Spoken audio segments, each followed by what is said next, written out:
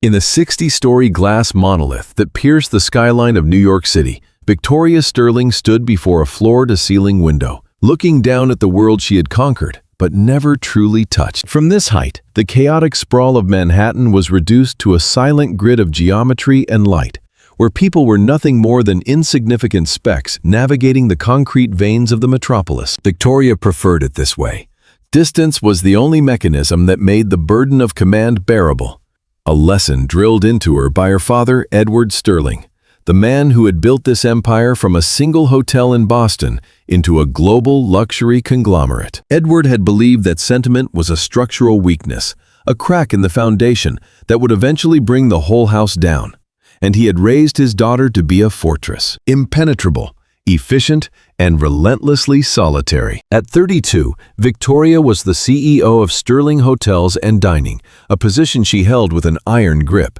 Yet she felt compelled to prove her worthiness constantly, not just to the board of directors, but to the ghost of her father's expectations. It was this drive that had birthed her current project, a cruel sociological experiment disguised as a performance review, designed to strip her employees bare and reveal the raw character beneath their professional veneers. The test was brutally simple in its design and devastating in its execution. Victoria would summon an employee to her office, a space that felt more like a courtroom than a place of business, and coldly deliver 2 words: "You're fired." It was a lie, a calculated fabrication to provoke a genuine emotional response.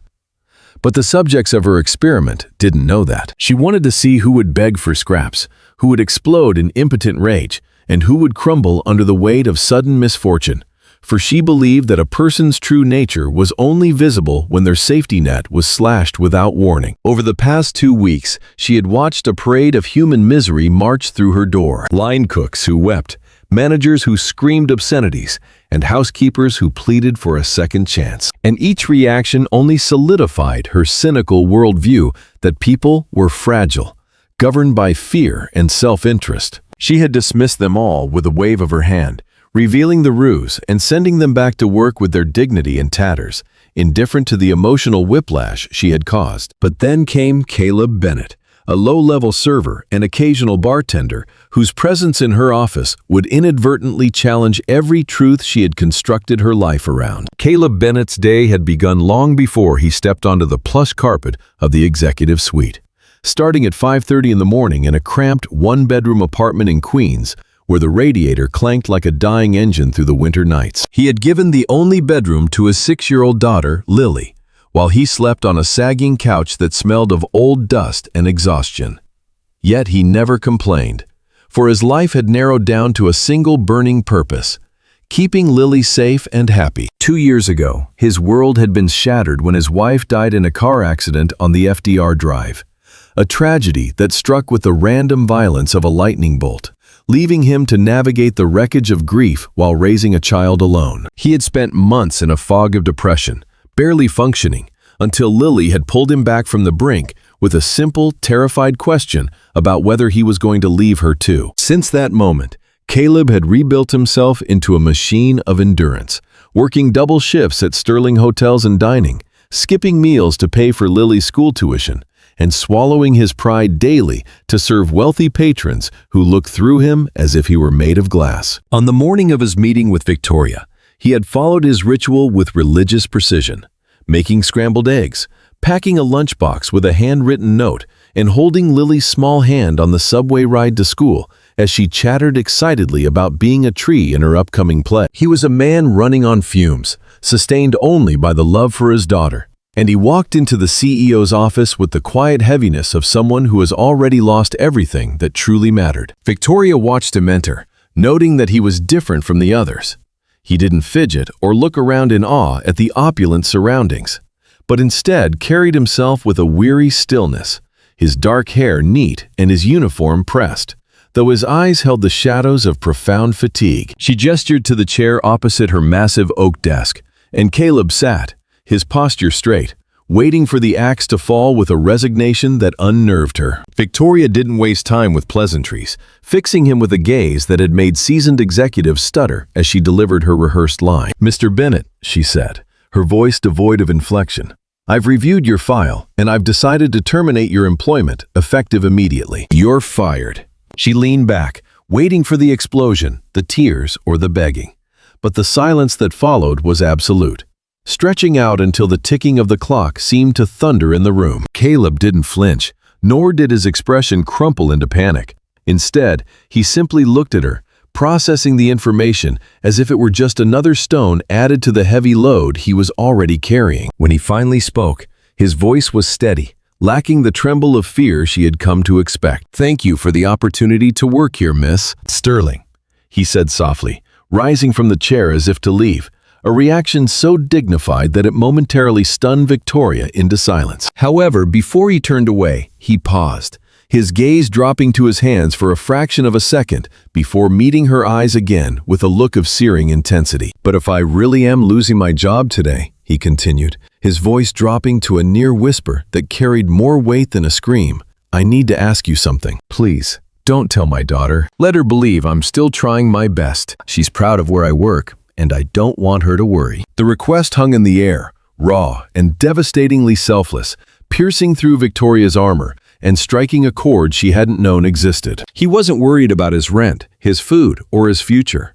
In the face of ruin, his only thought was to protect the image of stability for his little girl. For the first time since she had started this twisted experiment, Victoria felt a sudden, sharp intake of breath, her composure cracking under the weight of his unexpected request. She stared at him, trying to find the angle, the manipulation, but there was only honest, unguarded love in his eyes. Breaking her own protocol, she leaned forward, her voice losing its icy edge. "It was a test, Mr. Bennett," she admitted, the words tasting like ash in her mouth. "You aren't actually fired. I wanted to see how employees react under extreme pressure. Most beg, some rage, but you only thought of your daughter." She expected relief to wash over him, expected him to thank her for the reprieve.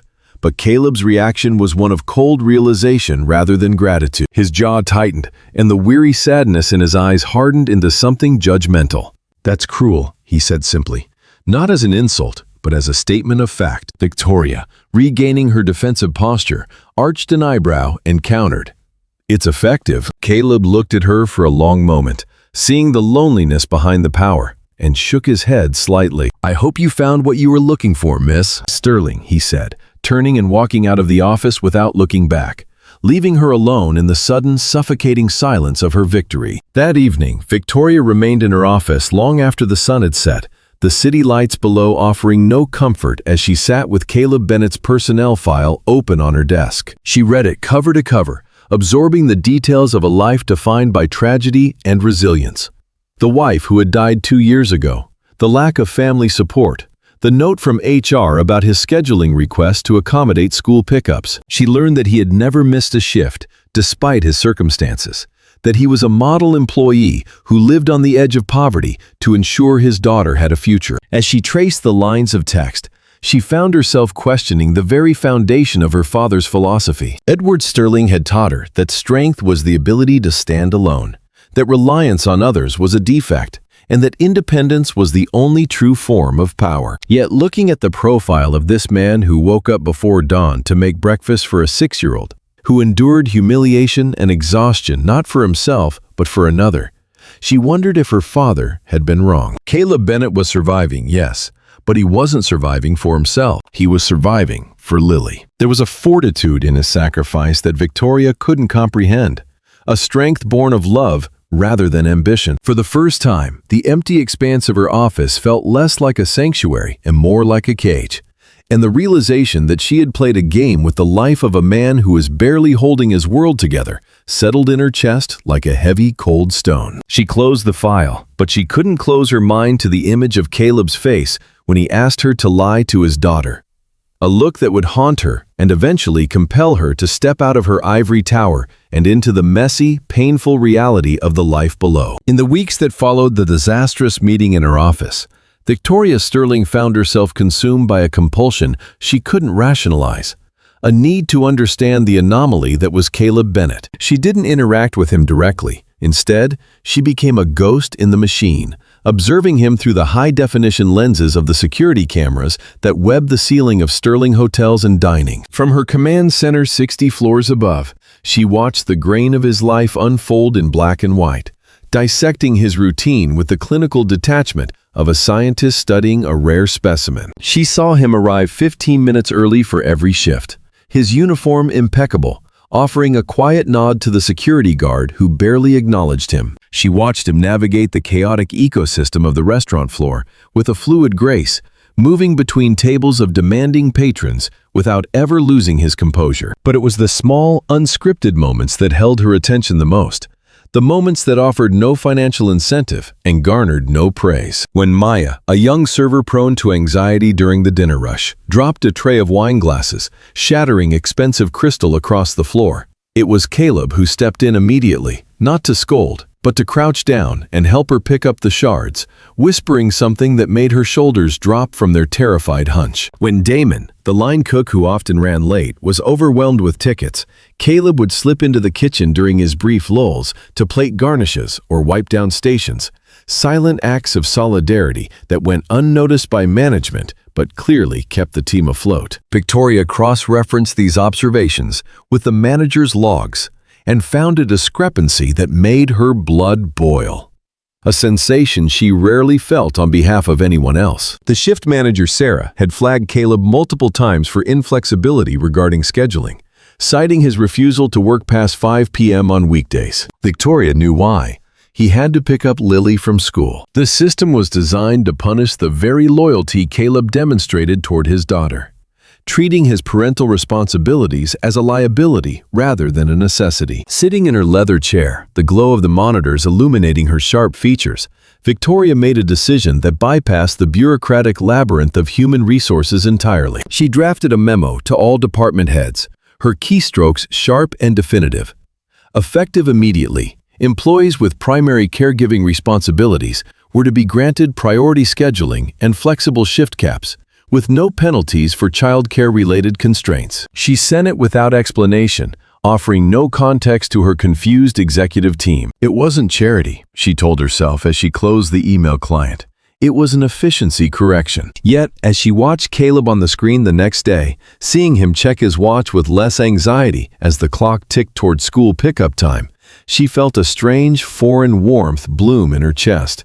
A crack in the ice she had spent decades perfecting. The distance she maintained, however, was shattered 2 weeks later by a crisis that no corporate memo could solve. It began with a phone call that Victoria overheard while she was ostensibly inspecting the reservation logs in Sarah's office. The call was on speaker, and Caleb's voice filled the small room, tight with a desperation that cut through the ambient noise of the restaurant. His neighbor, the elderly woman who watched Lily during his evening shifts, had fallen and broken her wrist, leaving him with absolutely no options for childcare. He wasn't asking for time off. He couldn't afford to lose the hours, but was instead pleading to bring Lily to the restaurant, promising she would stay out of sight in the back office. Sarah looked ready to refuse, citing insurance liabilities and company policy.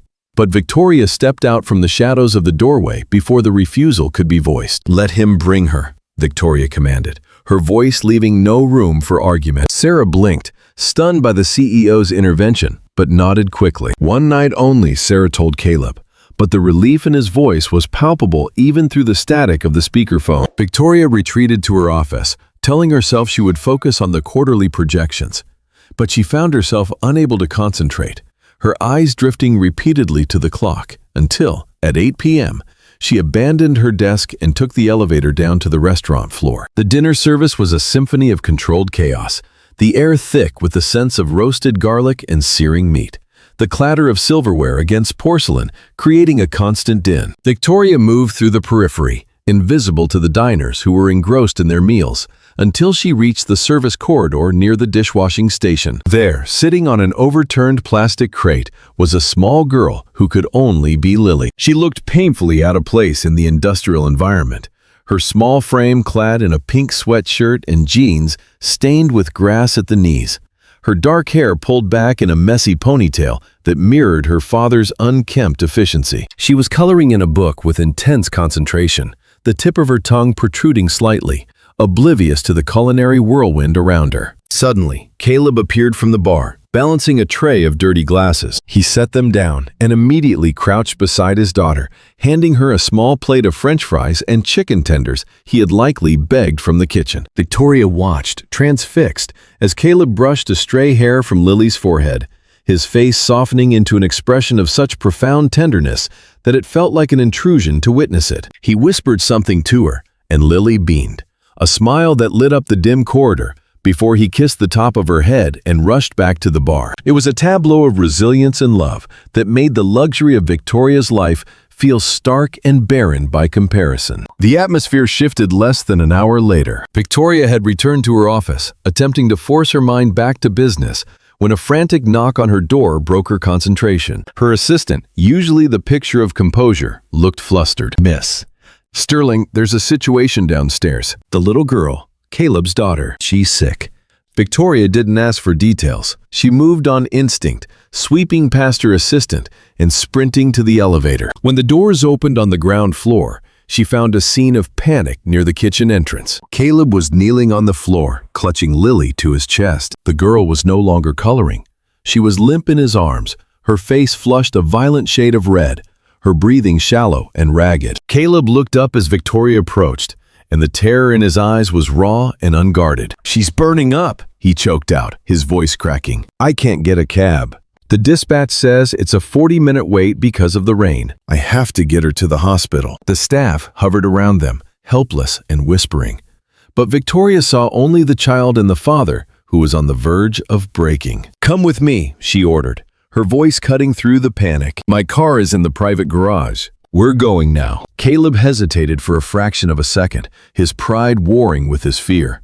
But one whimper from Lily decided it for him. He nodded, gathering his daughter closer, and followed Victoria to the private elevator. The drive to the hospital was a blur of motion and rain-slick streets. Victoria drove her black Tesla with aggressive precision, weaving through the gridlocked Manhattan traffic, her hands gripping the leather steering wheel until her knuckles turned white. In the rearview mirror, she could see Caleb in the back seat, rocking Lily gently, whispering a stream of reassurances that seemed as much for himself as for her. "It's okay, baby. Daddy's here. You're going to be okay. Just stay with me." His hands stroked Lily's hair with a rhythmic, desperate tenderness that made Victoria's throat tighten. She forced herself to focus on the road, compartmentalizing her emotions as her father had taught her. But the walls were failing. This wasn't a business deal or a hostile takeover. This was a terrified father and a sick child. And for the first time, Victoria felt the weight of a responsibility that had nothing to do with profit margins. When they arrived at the emergency room entrance, she abandoned the car in the ambulance bay, not caring about the parking ticket or the towing risk, and rushed inside with them, using her name and presence to cut through the administrative red tape and get Lily seen immediately. It took 3 hours for the doctors to stabilize Lily's fever, diagnosing it as a severe but manageable viral infection exacerbated by dehydration. When the crisis passed and Lily fell into a fitful sleep in the hospital bed, the adrenaline that had sustained them began to fade, replaced by a heavy, exhausted silence. The hospital room was dim, lit only by the glow of the vitals monitor and the harsh fluorescent light from the hallway. Caleb sat in a plastic chair next to the bed, refusing to let go of Lily's hand, while Victoria stood by the window, looking out at the city skyline that usually made her feel powerful, but now only made her feel small. "Thank you, Miss Sterling," Caleb said finally, his voice hoarse. "I don't know what I would have done if you hadn't been there." Victoria didn't turn around immediately, her reflection ghosting in the glass against the darkness outside. "You would have figured it out, Caleb," she said quietly. "You always do." The silence stretched again, but this time it felt different. Less like a barrier and more like a bridge. Caleb shifted in his chair, looking at her back. "Why did you really do that test?" he asked, the question hanging heavy in the sterile air. It wasn't an accusation anymore. It was a genuine inquiry. Victoria turned to face him. She could have lied, could have given him the corporate spiel about resilience metrics, but looking at him, exhausted, vulnerable, yet undeniably whole in his devotion to his daughter, she found she couldn't summon the energy for deception. "My father used to test me," she admitted, the words feeling foreign on her tongue. "When I was 16, he cut off my financial support and told me to survive on my own for a month. No help, no safety net. I worked 3 jobs, slept in a hostel, ate instant noodles, When it was over, he told me I'd passed. He said it made me stronger, taught me that I didn't need anyone. Caleb looked at her, his eyes dark and unreadable, studying the woman who controlled his livelihood. Did it? He asked softly. Did it make you stronger? Victoria looked at Lily, sleeping peacefully, her small hand curled around her father's rough fingers. She thought of her empty penthouse, her silent phone, the meals she ate alone at a table meant for 12. I don't know, she whispered. I know how to survive. I'm excellent at surviving. I just don't know if I ever learned how to live. Caleb looked down at his daughter, his thumb tracing the back of her hand. My wife used to say that real strength isn't about surviving alone, he said, his voice thick with memory. It's about surviving for someone else. That's what keeps you going when the world tries to break you. The word struck Victoria with the force of a physical blow, cracking the foundation of the philosophy she had built her entire life upon. I never had anyone to survive for, she confessed, the vulnerability terrifying her more than any boardroom confrontation. Caleb looked up at her then, and for a moment, the employee-employer dynamic dissolved completely. Maybe you do now, he said. A simple statement that terrified and thrilled her in equal measure. They stayed until dawn. When the doctor finally cleared Lily for discharge, the morning sun was bleeding gray light over the city. Victoria drove them back to Queens, the car quiet except for the hum of the electric engine. When they pulled up to Caleb's apartment building, the contrast was jarring. The peeling paint, the broken intercom, the grim reality of his poverty set against the sleek luxury of her vehicle. Caleb thanked her again, his gratitude sincere, and carried a sleeping Lily inside. Victoria sat in her car for a long time after they disappeared through the doors, staring at the brick facade. She thought about Caleb's words, "Maybe you do now," and felt a profound sense of dislocation. She drove back to Manhattan, navigating the morning rush hour with mechanical precision, and parked in the private garage of Sterling Tower. Taking the elevator up to the penthouse, she stepped into her sanctuary. It was pristine, expensive, and silent. Every surface was polished, every cushion perfectly placed. She stood in the center of the vast living room, surrounded by her achievements, and for the first time in 32 years, the silence didn't feel like peace. It felt like a scream. Victoria Sterling, the woman who had everything, realized with a crushing clarity that she had absolutely nothing. The profound loneliness Victoria felt that night didn't vanish with the sunrise. Instead, it settled over her like a heavy cloak, following her into the glass-walled meetings of the days that followed. For 3 days, she moved through her high-rise world like a sleepwalker, signing contracts and reviewing projections, but her mind remained anchored to the hospital room, to the warmth of a child's hand, and the quiet strength of a man who had nothing but gave everything. She found herself checking her phone, half hoping for a message she knew wouldn't come. Caught in a limbo between the ruthless CEO she was supposed to be and the human being she was beginning to discover. However, the universe didn't give her time to process this internal shift. The fragile peace that had settled over Victoria Sterling's life lasted exactly 3 days, shattering on a Tuesday morning with the violent suddenness of a car crash. It arrived in the form of a grainy, low-resolution photograph plastered across the homepage of a notorious gossip website. The image captured by a bystander's smartphone in the rain-slicked parking lot of the hospital. The picture was poor quality, but the subjects were undeniable. Victoria Sterling, the ice queen of the hospitality world, looking disheveled and frantic, carrying a wrapped bundle that was clearly a child, while a man, his face partially obscured by shadows, but recognizable to anyone who worked at the Midtown restaurant, hovered protectively behind her. The headline was lurid and speculative. Billionaire Victoria Sterling's secret child. Mystery man spotted in late-night medical emergency. By noon, the story had metastasized, spreading to every major news outlet and trending on social media platforms, fueling a wildfire of rumors that ranged from a secret marriage to a hidden surrogacy scandal. Victoria issued a terse statement through her publicist, clarifying that she had simply assisted an employee in a medical emergency, but the truth was too boring for the public. They wanted the drama, the fall from grace, the crack in the armor of the untouchable CEO. The backlash was immediate. But the true threat didn't come from the tabloids.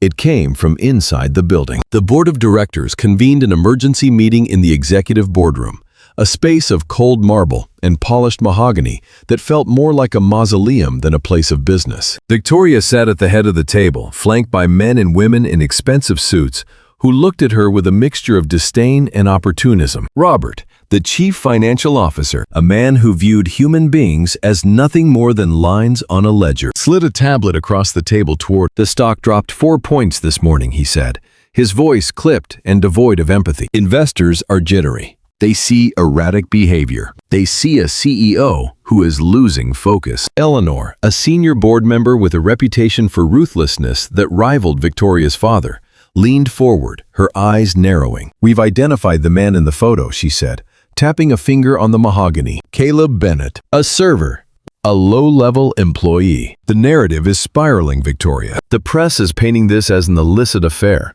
a lapse in judgment." Robert nodded, his expression hardening. "The solution is simple. We need to cut the cord. Terminate Mr. Bennett immediately. Issue a statement that he is no longer with the company and that the incident was a misunderstanding. Distance yourself. Reset the narrative." Victoria felt a cold knot tighten in her stomach. "No," she said, her voice surprisingly steady given the chaos in her mind. "He did nothing wrong. His daughter was sick. I helped him. I won't fire a man for having a family emergency." Robert sighed, a sound of exaggerated patience. "This isn't personal, Victoria. It's business. If you don't handle this, the board will invoke the morality clause or the stability protocols. We have the authority." The ultimatum hung in the air, heavy and suffocating. Fire Caleb Bennett or risk losing the company her father had built. Victoria looked around the room, seeing the faces of people who would happily devour her legacy to save a percentage point on a quarterly report. She stood up, terminating the meeting with a sharp dismissal, but she knew the clock was ticking. That night, Victoria sat in her office, the city lights blurring through the rain-streaked windows, paralyzed by indecision. She picked up her phone to call Caleb, to explain, to apologize.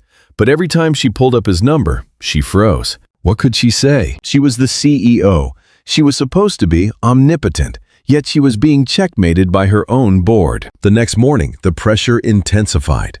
A formal notice arrived from the board, giving her 24 hours to resolve the personnel issue. Panic, cold and sharp, clouded her judgment. She convinced herself that she could navigate the middle ground, that she could save Caleb's job by temporarily removing him from the line of fire. It was a tactical retreat, a maneuver her father would have approved of. She summoned Caleb to her office. When he arrived, he looked exhausted, the stress of the scandal clearly etched into the dark circles under his eyes. He sat in the same chair he had occupied during the test, and Victoria felt a wave of nausea as she realized she was about to hurt him again. She didn't waste time. She couldn't afford to. "Caleb," she began, keeping her voice professional to mask the tremor in her hands. "The situation with the press has become untenable. The board is demanding action." Caleb watched her, his expression guarded. "So you're firing me? For real this time?" Victoria shook her head quickly. "Number. I won't do that, but I need the heat to die down. I'm placing you on a mandatory leave of absence, indefinitely, with pay, just until this blows over and the board moves on to something else." She waited for him to understand, to see that she was trying to protect him, to maneuver around the sharks. But Caleb didn't look relieved. He looked devastated. He stood up slowly, the silence stretching between them like a physical barrier. "So you're letting them win," he said quietly. "It's not about winning," Victoria argued, desperation creeping into her tone. "It's about survival. I'm trying to keep you safe." Caleb laughed, a short, bitter sound that had no humor in it. "Safe? You tested me to see who I was, Victoria. You played games with my life to see if I had integrity. Now the tables are turned, and I see exactly who you are." He walked toward the door, stopping with his hand on the latch. "I thought you were different," he said, not with anger, but with a profound disappointment that cut deeper than any scream. "I thought maybe, after the hospital, you actually cared. But you're just like them. You're willing to hide me away to save your stock price." He opened the door. "Keep the job. I don't want to work for someone who thinks dignity is something you can negotiate." The door closed, and the silence that followed was absolute. Victoria sat alone, the echo of his words bouncing around the empty office. "I thought you were different." She had lost him. And this time, there was no test to reveal, no safety net to deploy. She had tried to play the game by her father's rules: compromise, control, distance, and it had cost her the only genuine connection she had made in years. For the next 4 days, Victoria Sterling did not go home. She turned her office into a bunker, sleeping fitfully on the leather sofa, eating takeout that her assistant silently left on the desk, and ignoring the calls from the board. She was in mourning, though she wouldn't admit it. She spent hours rereading Caleb's personnel file, tracing the timeline of his employment, the shifts he covered, the sacrifices he made. She thought about the hospital, the way he held Lily, the way he had looked at her and told her that strength was living for someone else. She realized with a terrifying clarity that her father had been wrong about everything. He had taught her that isolation was power, that vulnerability was a leak in the hull. But sitting in her tower, 60 floors above the earth, Victoria felt weak. She was the most powerful woman in the industry, yet she was entirely alone. Caleb, with his radiator that clanked and his bank account that hovered near zero, possessed a richness she couldn't buy. He had pride, he had love, and she had stripped him of his livelihood because she was too afraid to stand up to a room full of cowards in suits. On the evening of the 4th day, the rain returned, lashing against the glass as if trying to wash the city clean. Victoria looked at the ultimatum on her desk, the board's victory lap. She picked it up, crumpled it into a ball, and threw it in the trash. For the first time in her life, she understood what she needed to do. It wasn't about strategy. It wasn't about leverage. It was about making it right. She left the office at 6 p.m., bypassing her driver and taking the Tesla herself. The drive to Queens was a slow crawl through the deluge, the wipers fighting a losing battle against the downpour. She found Caleb's building, a grim brick structure that looked weary in the gray light, and parked across the street. She sat there for 10 minutes, her hands gripping the steering wheel, terrified. She had faced hostile takeovers and congressional hearings, but walking up those stairs felt like the hardest thing she had ever done. Finally, she stepped out into the rain, ignoring the water that soaked her expensive coat, and buzzed the intercom. It was broken. The front door was unlocked, so she pushed inside, the smell of cooking oil and damp carpet hitting her instantly. She climbed to the 3rd floor, found apartment 3C, and knocked. Footsteps approached. The door opened, and Caleb stood there. He was wearing gray sweatpants and a worn t-shirt, his hair damp, looking like a man who hadn't slept much either. When he saw her, his face shuddered, turning into a mask of indifference. "What are you doing here?" he asked, his voice flat. Victoria stood in the hallway, dripping wet, stripped of her boardroom armor. "I need to talk to you," she said, her voice shaking slightly. Caleb looked ready to close the door, but something in her expression, perhaps the sheer desperation of her presence there, made him step aside. "Make it quick." She walked into the apartment. It was small, cramped, and undeniably lived in. Toys were scattered on the rug. A half-finished drawing was taped to the fridge, and the air smelled of laundry detergent. It was a home. Caleb gestured to the sagging couch, but he remained standing, arms crossed over his chest, a physical barricade. "Say what you came to say." Victoria took a deep breath. "I'm sorry," she started, the words inadequate but necessary. "I was wrong. About the leave of absence. About everything. I thought I was protecting the company. I thought I was protecting you. But I was just protecting myself because I was scared." Caleb didn't speak, but his jaw tightened. Victoria continued, the words spilling out in a rush. "My whole life, I've been taught that emotion is a liability. That if I care about people, I'll get hurt. So when the board came for you, I panicked. I tried to hide you instead of fighting for you. And in doing so, I made you feel like you were the problem, like you were something to be ashamed of." She reached into her wet bag and pulled out a thick envelope, placing it on the coffee table between them. "This isn't a bribe," she said quickly, as Caleb's eyes narrowed. "It's a new contract. I fired the HR director this morning. I told the board to go to hell. If they want to remove me, they can try, but I'm not firing you." She pointed to the envelope. "That is an offer for the position of Director of Restaurant Operations. It comes with a salary 5 times what you are making, full benefits, and complete autonomy over staffing and policy." Caleb looked at the envelope, then back at her, skepticism radiating from him. "Why?" he asked. "Is this pity? Guilt money?" "No," Victoria said fiercely. "It's merit. I've read your file, Caleb.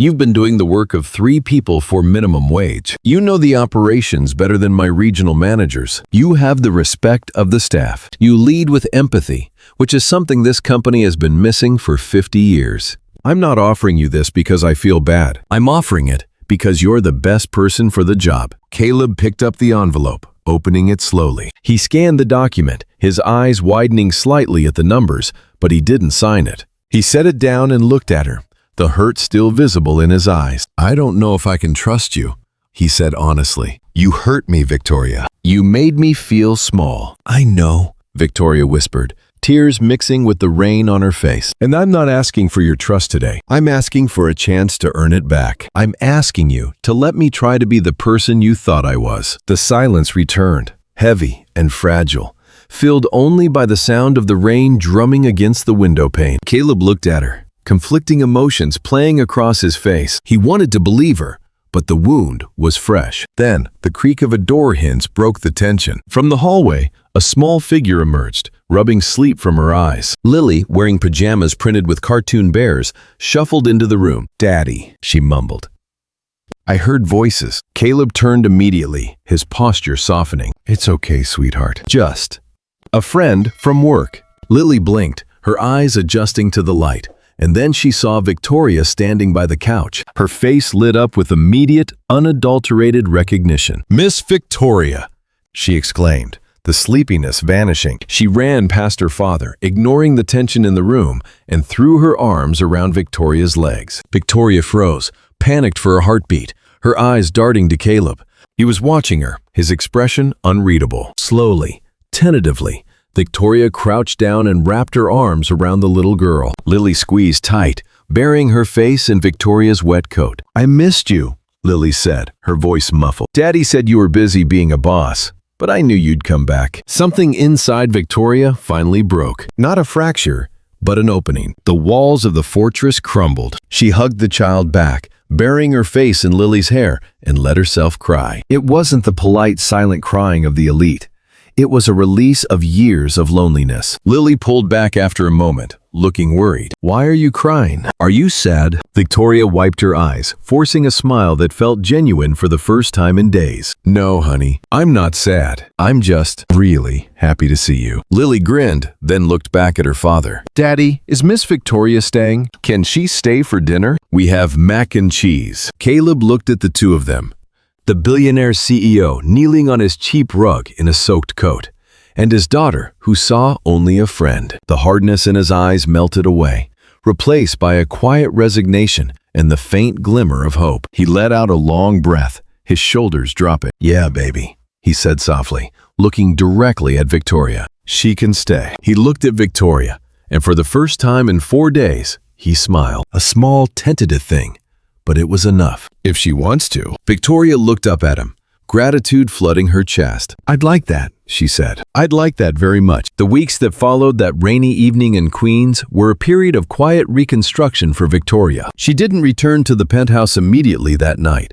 She stayed for dinner, eating macaroni and cheese at a scratched kitchen table while listening to Lily talk about school. In the days that turned into months, the dynamic shifted. Caleb returned to work, not as a subordinate to be managed, but as a partner in operations. His new contract signed and his insights proving invaluable. Victoria faced the board with a new kind of steel, not the cold armor of her father, but a resilience fueled by the knowledge that she was no longer fighting just for a stock price. She spent those 2 months methodically dismantling the narrative the gossip sites had spun, gathering her evidence and preparing her defense. So when she finally stepped onto the stage to address the media, she wasn't doing it just to save her career.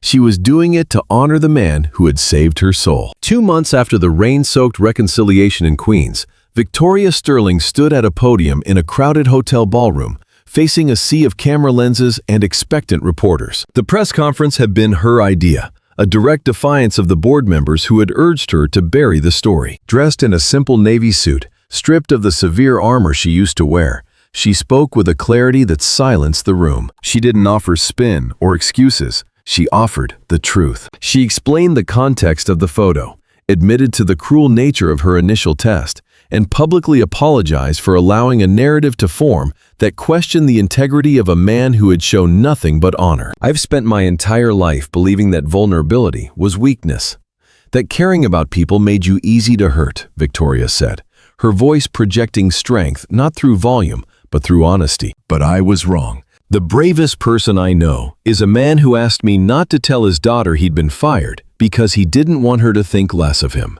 Caleb Bennett taught me what strength really means, and I am proud to have him as my director of operations." The admission stunned the media, shifting the headline from scandal to redemption. While a few shareholders sold their stock in protest, the majority stayed, respecting the rare display of accountability from a CEO. 3 months later, on a crisp evening in early spring, the era-top Sterling Tower was filled, not with the hum of HVAC units, but with the sound of laughter. Victoria had converted the unused helipad into a lush rooftop garden, a sanctuary of green grass, blooming tulips, and benches overlooking the skyline, designed specifically for the children of her employees. Lily was running through the garden, chasing a yellow butterfly, her giggles echoing off the glass walls of the surrounding skyscrapers. Caleb stood beside Victoria near the railing, his hands in his pockets, watching his daughter play with a look of peaceful disbelief. "She loves it up here," he said, his voice warm. Victoria smiled,